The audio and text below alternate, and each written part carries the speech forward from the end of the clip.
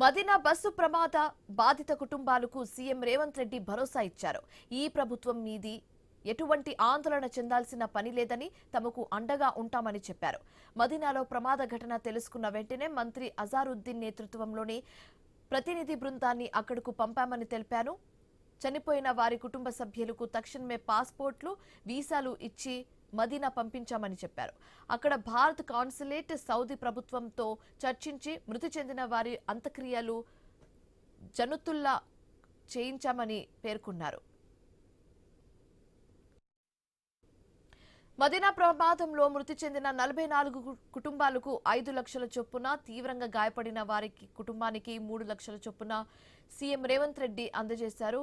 ముస్లిం సోదరులతో తీసుకున్న అనుబంధాన్ని సీఎం గుర్తు చేసుకున్నారు. తాను కొడంగల్ ఎమ్మెల్యేగా ఎన్నికైన 2009 సంవత్సరం నుంచి నియోజకవర్గంలోని 5 మండలాల నుంచి ఒక్కొక్కరికి చొప్పున ఏటా 5గురిని తన సొంత ఖర్చులతో హజ్ యాత్రకు పంపుతున్నామని రేవంత్ రెడ్డి తెలిపారు.